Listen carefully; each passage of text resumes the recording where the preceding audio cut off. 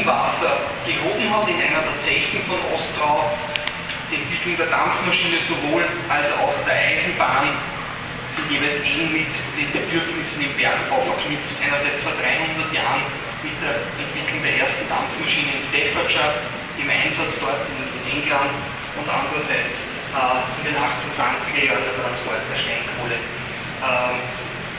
im Bereich der Stockton-Darlington Railroad und später dann auch der Bau weiterer Eisenbahnen in Nordengland und auch im Rest Europas. Folgen Sie mir bitte in den Keller. Die Gefahr, die Ihnen blüht, ist vermeidbar, nämlich dass man sich den Kopf stößt. Guten Morgen Mädels und Jungs, heute schauen wir uns das Schaubergwerk im Technischen Museum an. Hier ausgestellt ein richtiges Bergwerk, so wie in der Zeit um 1900 der Bergwerksbau vonstatten ging.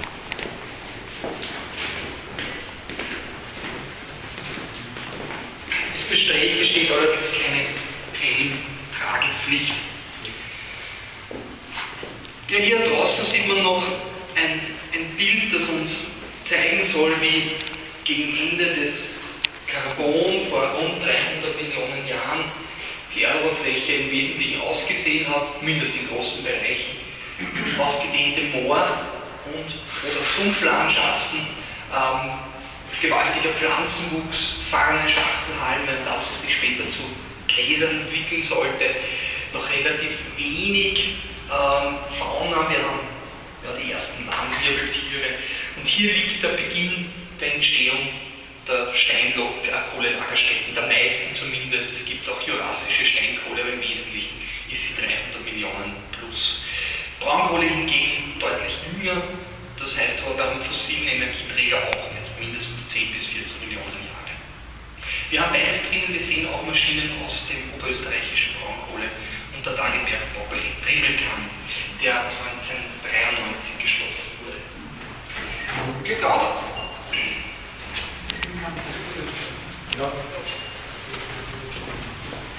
Ziemlich genau an der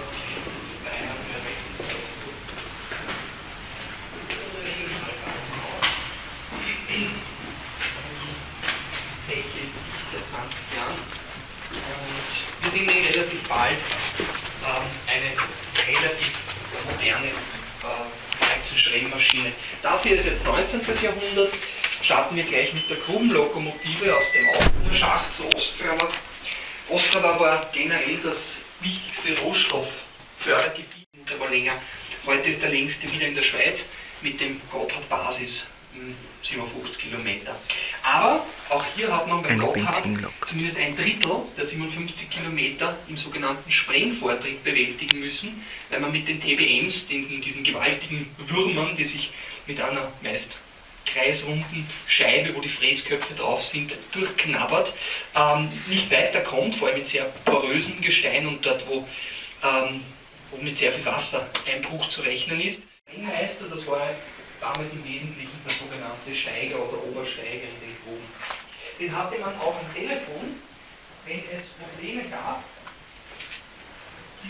entsprechend Grubentelefon zum Melden für Vorfälle. Die haben wir hier. In manchen Teilen des Kohlebergbaus Grubenmaschine. 30 bis 50, 55 Grad Celsius Lufttemperatur rechnen und vor allem nach hohem Luftfeuchte in den meisten Fällen. Also hier ist der Schwemmkopf, der wird sich bewegen. Das ist zum Glück auch nur symbolisch, das ist der Verbruchsschutz. Das sind die Stahlplatten, die gegen die Firste gedrückt werden von diesen Hydraulikstempeln, damit die Bergleute in diesem Bereich, die neben der Schwemmmaschine mitgehen, gesichert sind. Denn ansonsten käme es zum Verbruch, also vor allem da hinten, da wäre dann die Verbruchzone gewesen. Und mit diesem Schwemmvortrieb arbeitet man sich dann in dieser Richtung gegen den Berg.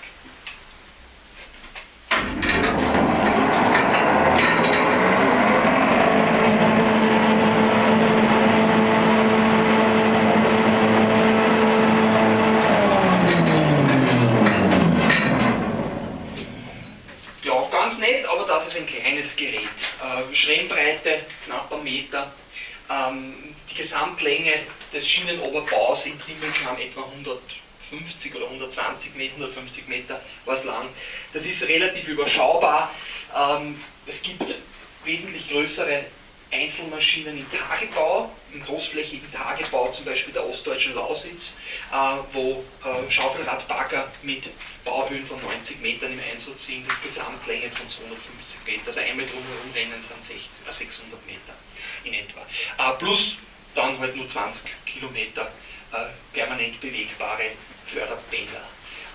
Das kann es auch unter Tage geben, aber es ist klar, dass unter Tage der Aufwand natürlich größer ist als im großflächigen Tagebau, wobei generell der Braunkohlebergbau natürlich zu hinterfragen ist, weil zur Verstromung von Braunkohle gibt es eine Reihe von Alternativen. Bei der Steinkohle sieht es ein bisschen anders aus, wenn sie für die Koksherstellung und damit für die Hochofenbeschickung verwendet wird, weil zum Koks der verkokbaren Anthrazit gibt es keine Alternative. Die Braunkohle ist übrigens vom Energieinhalt, vom Heizwert generell nur leicht über normalem Holz anzusiedeln. Also es gibt hier wesentlich bessere Alternativen im Bereich der Biomasse als eben die Braunkohle.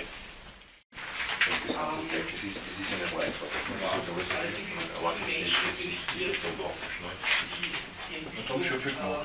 verborgen, weil der geht schon freiwillig.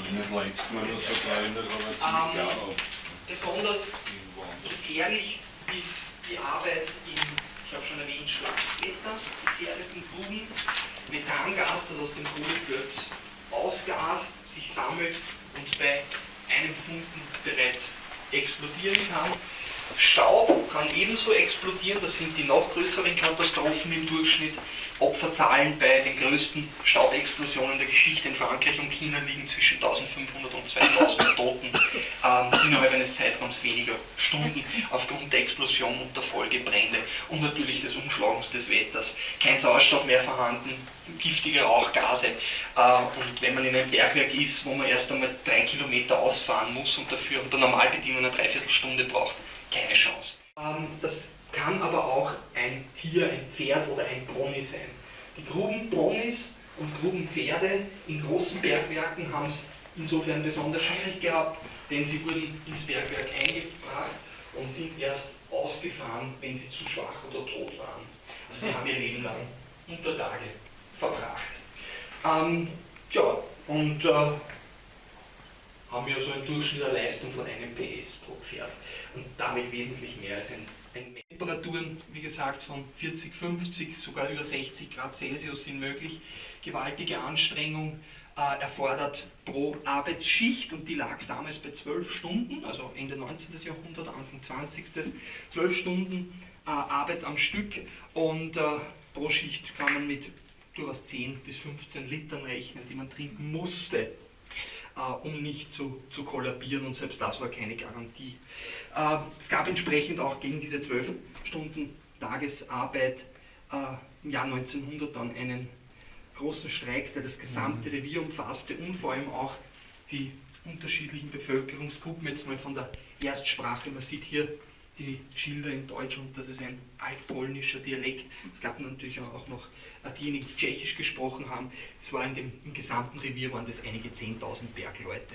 Und die Beteiligung war absolut solide und hat die Verwaltung der Monarchie, das Ärar, immerhin dazu gezwungen, im Jahr 1902 die Arbeitszeit auf 10 Stunden zu reduzieren. Also ein Teilerfolg.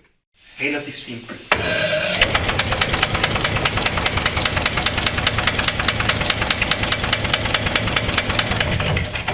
Und so wird eben meist Frischluft eingeblasen durch die sogenannte Lutte. Man könnte natürlich auch absaugen, aber das geschieht eher in den selteneren Fällen. Also besser ist Frischwetter einblasen, um ein matt oder böses Wetter auszugleichen. Es gelingt nicht immer und somit hat eigentlich fast jedes Kohlerevier dieser Welt seine meist furchtbaren Katastrophen. Oder als jemand, der Pferde zur Verfügung hatte oder eben als Bergmann dort dann Arbeit gesucht hat. Sowohl im Mittelalter als natürlich im im Zeitraum der gesamten Neuzeit. Jetzt sind wir natürlich mittendrin in der industriellen Revolution. Die Kohle ist der Treibstoff der industriellen Revolution, vor allem der ersten Phase, das heißt von Mitte des 18. Jahrhunderts bis etwa 1870er, 1880er Jahre. Aus dieser Zeit stammt auch dieser Holzkarren. Und diese Phase der industriellen Revolution sieht vor allem auch noch eine Form der Sklaverei, und zwar der Kindersklaverei, weil das ist keine Arbeit, was Kinder hier machen müssen, denn es führt dazu, dass sie im Durchschnitt zwischen 15 und 20 Jahre sterben müssen. 8-, 9-Jährige mussten diese Karren, die können bis über 100 Kilo schwer sein, wenn da nasser Anthrazit drinnen liegt, bis zu 2 Kilometer herausschieben aus den sogenannten Querschlägen. Und diese Querbaue hatten teilweise einen Querschnitt von einem Viertel Quadratmeter, also 50 Zentimeter Breite. Und wenn man da 2 Kilometer auf den Knien kriegt, braucht man auch für diese Strecke 2 bis 3 Stunden. Nur, dass man diese Menge Kohle dann abliefert, und für einen vollen Hund hat es dann für eine Gruppe von Bergleuten, meist 4, 5 Leute, ein sogenanntes Gedinge oder einen Gedingelohn gegeben im Bereich von 1, 2 Kronen. Das sehen wir dann noch.